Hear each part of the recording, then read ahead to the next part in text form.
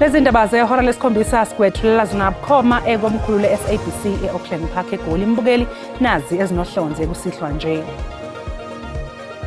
The address that is given is not clear, and there is no indication that he has a lawful documentation to be in South Africa. Lihlehliselwe umsombuluko ozayo icala lomlisa oneminyaka engamashumi 25 odabuka kwelaseMozambique uArmindo Joaquim Phakula nosolwa ngokudubula-bulala umsakazi uWarrick DJ Wara Stock eGoli ngoZibandlela. Apparently there was a transformer that exploded and there were 3 individuals that got hurt and apparently they were taken by the ambulances. Kulimale abantu abane ngesikhathi kuqhuma isiphehlimandla eDoornfontein enkabeni yedolobha iGoli.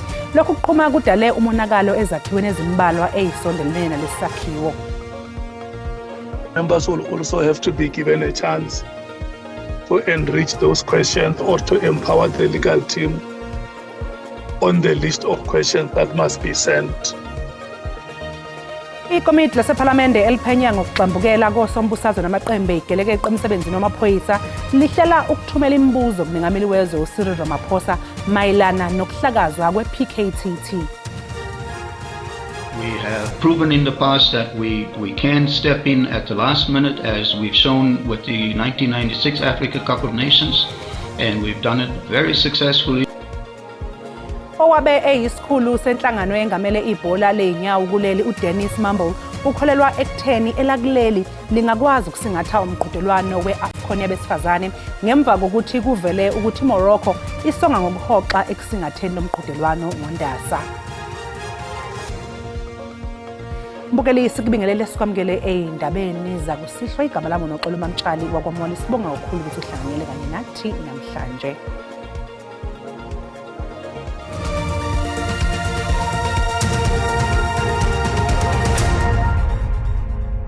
Lihlehliselwe umsombuluko ozayo icala lomlisa oneminyaka engamashumi 25 odabuka kwelaseMozambique uArmindo Joaquim Phakula nosolwa ngokudubula-bulala umsakazi uWarrick DJ Wara Stock eGoli ngoZibandlela. Kusolwa ukuthi uPhakula wakhokhelwa $7,000 ukuze asoconge uStock. Umndeni kaDJ Wara subungekho enkantolo ngesikhathi lomsolwa evela okokuqala enkantolo kaMantshi yaseGoli. Ngokombiko ohogelwe iziko lezindaba ze-SABC kubekwa ukuthi isamba sokucijwa kwetulo sasiyizinkulungwane zamarandi, kanti-ke uPhakula usolwa ngokuba ushaya sibhamu ukuthi wathola izinkulungwane zamarandi kuphela. Kuthiwa akagcinanga nje ngokuvuma icala kodwa uphinde wayokhomba indawo yesigameko ngempela sonto edlule, kanti isibhamu okusolwa ukuthi sasetshenziswa asikatholakali. The accused is facing the charges of premeditated murder, conspiracy to commit murder, and he is also facing contravention of Section 49 of the Immigration Act because he is illegal in the country. I was just inquiring whether he would like to apply for a formal bail application or not, because the address that is given is not clear, and there is no indication that he has a lawful documentation to be in South Africa. Uzobuyela enkantolo mhla ziyisishiyagalolunye kuNhlolanja, kanti umsolwa uVictor Majola osolwa ngokuhlela ukubulala uStock yena kulindele ukuthi abuyele enkantolo ngemumva kwezinsuku ezimbili. Kulimale abantu abane ngesikhathi kuqhuma isiphehlimandla eDoornfontein enkabeni yedolobha iGoli. Lokhu kuqhuma kudala umonakalo ezakhiweni ezimbalwa ezisondelene. Omunye ohlala kulesakhiwo uchaza kabanzi ngokwenzekile kanye nakubonile ngesikhathi kwenzeka lesigameko. The building management was totally helpful. What they did, they assisted evacuate everyone from all the units. Then they've been working around the clock to assist us with the issue ever since. Apparently there was a transformer that exploded and there were 3 individuals that got hurt and apparently they were taken by the ambulances. And I think one of them was a resident here. He was coming from the gym. I think he saw fire there, then he wanted to go and assist with a fire extinguisher. I think that's where he also got caught up.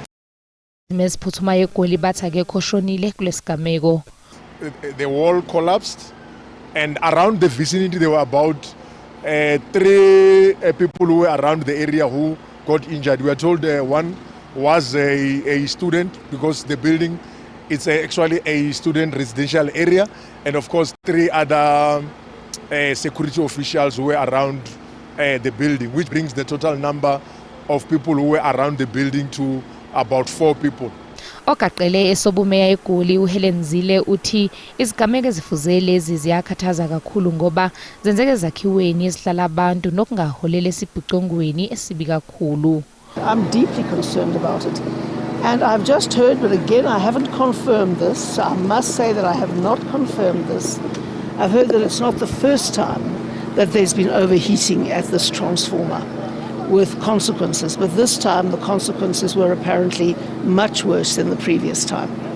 Uzile uphinde wathi izigameko ezifuze lezi zingagwemeka.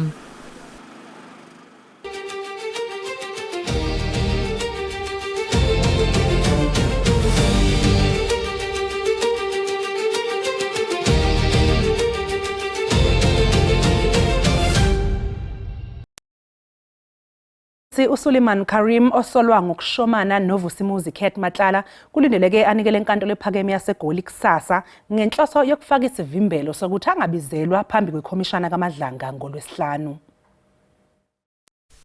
Inqingo yamaphepha edluliselwe enkantolo ufuna ukugunyazwa isivimbelo sokuthi ikhomishana ingamphoqeleli ngokuthi avele phambi kwayo njengoba esefake isicelo sokuthi kubukezwe nesinqumo sekhomishana okumanje imthatha njengofakazi ochaphazeleka ngandlela thile phakathi kwezinye zezethulo zofakazi aseke babizelwa kwekaMadlanga.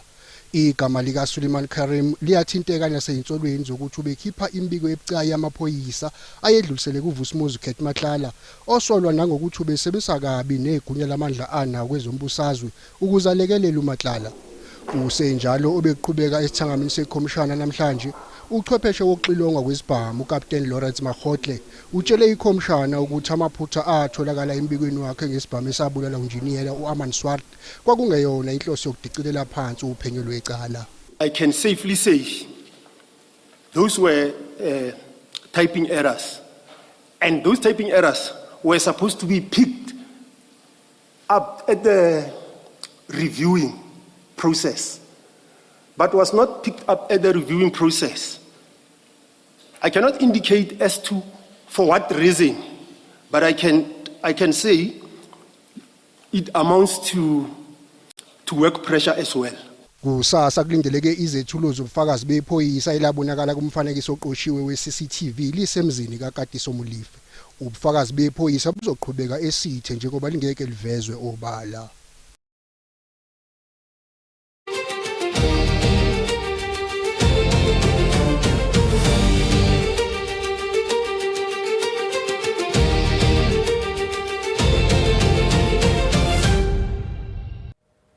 Ithimba lezomthetho ePhalamende selinikezwe umsebenzi wokuhlanganisa uhlu lwemibuzo ezothunyelwa nguMengameli wezwe Cyril Ramaphosa mayelana nokuhlakazwa kwethimba eliphenya ngokusocongwa kosombusazwe esifundazweni KwaZulu-Natal njengoba ikomiti lasePhalamende eliphenya ngeSAPS kulindeleke ukuthi liphothule umsebenzi walo mhla zingama-20 kwephezulu. Reason why we say he must submit an affidavit. The reason can't be the sitting president. Never. Yize amaqembu EFF neMKP abefuna ukuthi umengameli wezwe ezoziphendulela amathupha, kepha ikomiti lePhalamende linqume ukuthi imibuzo izobhalwa phansi bese liyicubungule ngaphambi kokuthi idluliselwe kumengameli. The legal team will go and compile a list of questions flowing from the deliberations of the meeting, and maybe members may also have to be, I don't know what the procedure will be. Members will also have to be given a chance to enrich those questions or to empower the legal team on the list of questions that must be sent for written reply.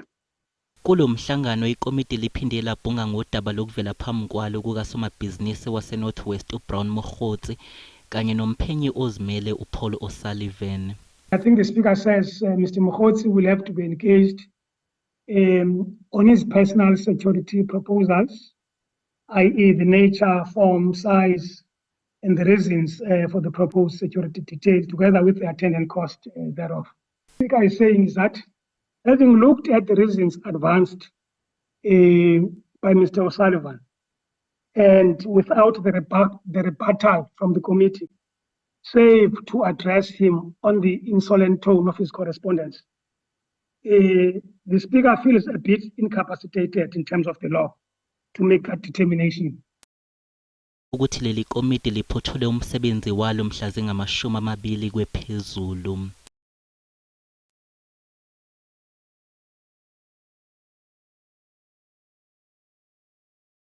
Mbukelisi sathi qu eyitolo kanti uma ngabe sibuya sokuphathela uWT.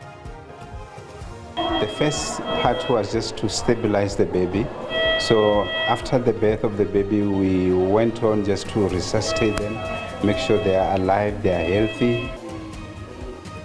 Udokotela ozohola umsebenzi wokuhlinza amawele aseLimpopo abelethwe ehlangene ngezisu esibhedlela saseMankweng utha phezulu amathuba ukuthi kuzohamba kahle ukuhlukaniswa kwawo.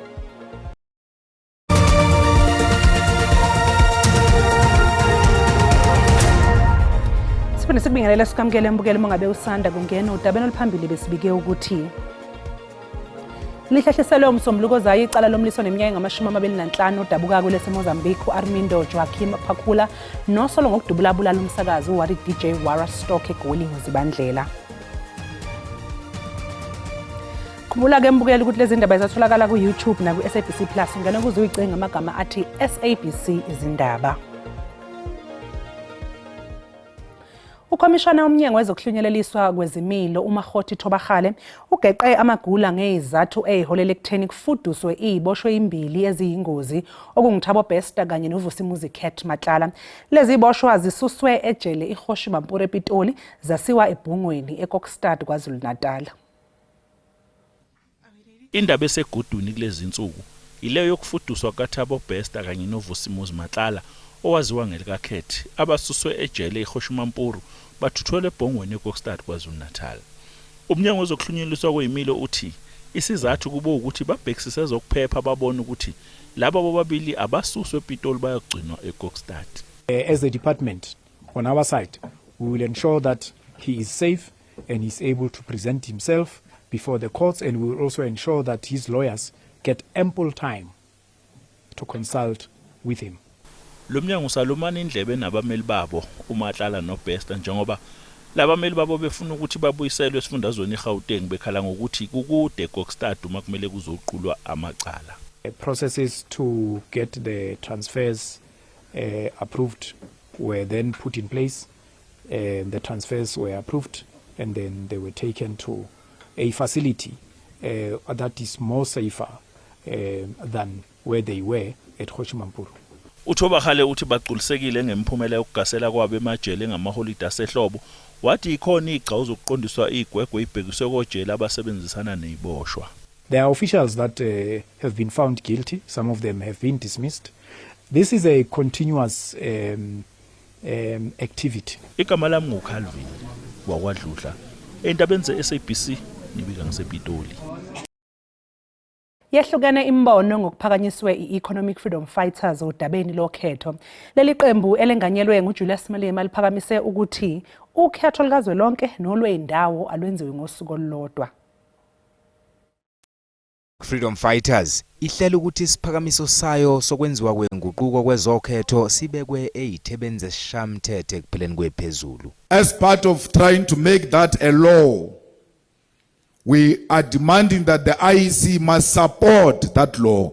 The IEC must join in demanding that all South Africans who are above 18 must be automatically registered with the IEC as voters here in South Africa. Amanye amaqembu ezombusazwe aphawulile iDA ayihamsananga nesiphakamisi iveze ukuthi umthethosisekelo ubalula ukuthi kufanele bebhaliswe abavoti.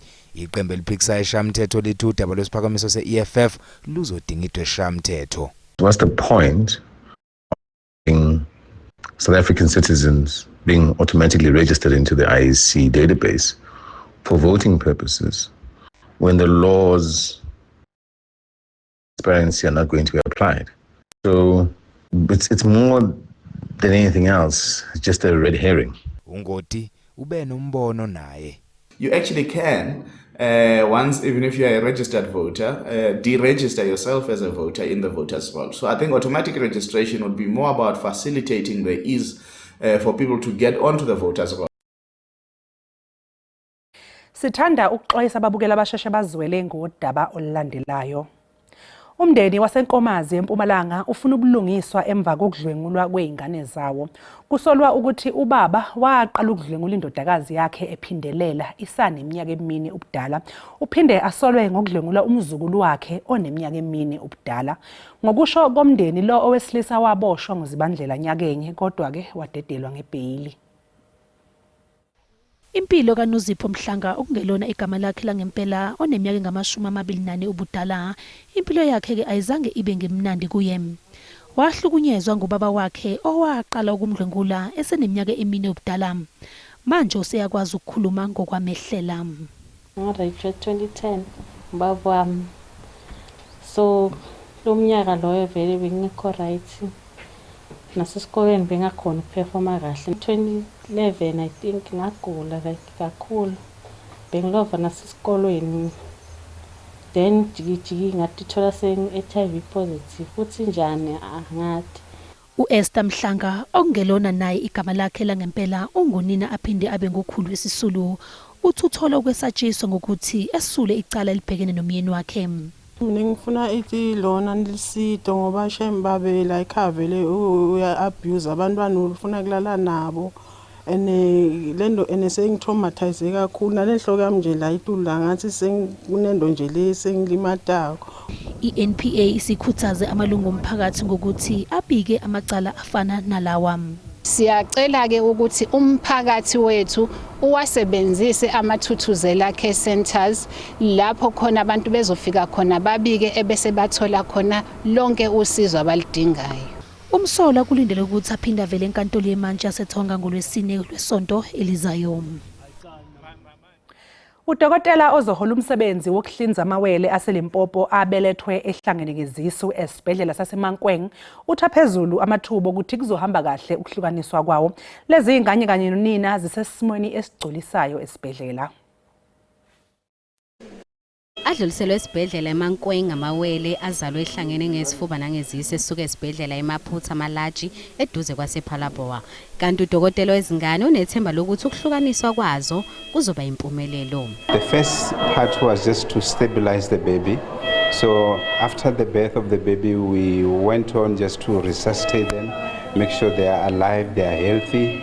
And now we had to go through the stages of examining, scanning them to see which part of the body are joined together. Udokotela uchaze ngezimo okungenzeka ukuthi zibe nomthelela ukuthi lamawele azalwe ehlangene ngalendlela. They were going to be born as twins, but something happened in the abdomen, in the utero before they are born. It's either they didn't separate completely, and then you end up with another baby on this side, then they are still stuck together. Kusenjalo unina wamawele ongadalulanga uhlalele ethembeni lokuthi udokotela uzokwazi ukusindisa izingane zakhe. Kafushane uthi ngisakhungathekile ngalesimo esingajwayelekile esingivelele kodwa ngiyambonga uNkulunkulu ngokwenza umzekelo ngami ngalesimangaliso. Lona wesifazane oneminyaka engama-29 ubudala unezinye izingane ezintathu.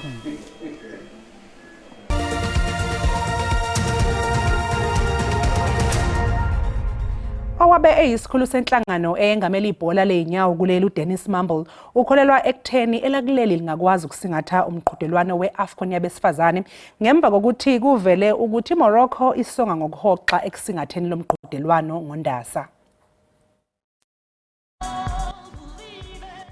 Elakuleli selikela singatha imqhudelwano emkhulu phambilini okubalwa kuyo umqhudelwano wendebe yomhlaba yebhola lombhoxo ngo1995 kanye nendebe yomhlaba kwelikanobhutshuzwayo ngo2010 laphinde lasingatha noweAFCON ngo2013 ngenkathi libhihoxe kusingatheni njengoba kube nenxushunxushu nje kweAFCON obuse Morocco elakuleli lingase lingenelele kusingatheni. Iphini likangqongqoshe wezemidlalo uPhisi Mabuthe elakuleli selingenele ukuba lingasingatha iAFCON. uMcKenzie bese ekhipha istatimende ecacisa ukuthi akekho osathathe isinqumo kuCAF nakuMorocco. Is it possible for us to host a tournament of the magnitude of the Women's Africa Cup of Nations with 60 days notice? Yes, I think it is possible for us to do so. We have proven in the past that we can step in at the last minute, as we've shown with the 1996 Africa Cup of Nations. Mambulu Thisu elihle lokuthengisa amathikithi kanye nomkhankaso wokuheha izona izinto ezimqoka eqikeleleni ukuthi uba impumelelo umqhudelwano. Uthi nokugunyazwa ukuba imidlalo isakazwe iyona into ekufanele isheshe iqikelelwe. The tournament of this nature, of this magnitude, would rest on 5 pillars to make sure that it is successful. The one being the infrastructure, as I mentioned, the other one being the organizing and the governance structure, putting a local organizing committee together. Umqhudelwano wAFCON uhlelelwe ukuba uqale mhla zi-17 kuNdasa kuze kube mhla zi-3 kuMbasa. Umhlahlo wesimo sezulu uzolandela emva kwekhefu nesangoma sezulu umkhushulo Msimanga. Antokozo mbukeli ukuthi siphinde sihlangana njengoba sisho sithi yaqhubeka lamathuba athanda ukuba makhulu emvula ephelezela ukuduma kakhulukazi engxenyeni esenyakatho yongena empumalanga kanjalo nasengxenyeni kezilapha KwaZulu Natal ngale koloko singalindela ukuthi qhubeka nokusikaza ngamafu njengaseningizimu liyo ngokubalela ngasenkabeni ke esentshonalanga lapho kwaphindini sihlabele phambili siyobheka ke osukwini lakusasa sisho sithi ke leqhubeka nje nokusikaza ngamafu ngapha ngasentshonalanga kanti ngaseningizimu akhona nje lamathuba esingawalindele emvula kwezinye indawo ziya ngokuphelezela ukuduma mawahamba njalo yongena empumalanga yalapha Eastern Cape siyongena KwaZulu Natal ehla amathuba emvula ke ikakhulukazi osuku lakusasa iyongena empumalanga aye ngokuphakama kodwa engxenyeni ke esingasenyakatho xakile ke nenkungu yasekuseni lapha empumalanga iyongena ke empumalanga eFree State kanjalo nalapha KwaZulu Natal phansi Eastern Cape libalele mongena kwaphindini sisho sithi ke iSouth African Weather Service iyasikhipha isixwayiso sesigaba sesibili salezi imvula ezingathanda ukuba nomngozi ephelezela ukuduma entshonalanga KwaZulu Natal singalindela nje isiqhotho nomoya kwezinye indawo thanda ukudliva ngamanje ukunukela empumalanga uyongena eGauteng kwezinye indawo kanjalo nalapha enyakatho kanti ke osukwini lakusasa loso simo singasilindela mongena entshonalanga yalapha ikakhulukazi enyakatho sisho sithi simo sezulu singabhebhetha umlilo mongena ikakhulukazi lapha kwaphindini obheke nje amazinga phezulu kanye aphansi kusentatha fudumele nje endaweni ezingasogwini kuzo zonke indawo yongena kogqibeka liye ngokuphola kodwa mongena ke engxenyeni esenkabeni obheke nje amazinga ngokuphakama kwenhlavelanga ngivumele ngithi kuyashisa nje likhipha umkovetsheni kuzo zonke indawo KwaZulu Natal ikakhulukazi lapho komnambiti koBergville yongena komtshezi koMaritzburg siyongena kwelaseFreyistata libekezeleki mongena eKimberley koVryburg siyongena eGauteng lithande nje ukufudumala lishise kancane kwaMaskali fudumele futhi mongena empumalanga phansi lapha Eastern Cape lishisa ngendlela ke engabekezeleki mongena koGrafu kanjalo nalapho Western Cape kwaphindini liyobe likhipha umkovetsheni mbukele ngivumele ngithi ke ngiyathetha into obusuku obuhle.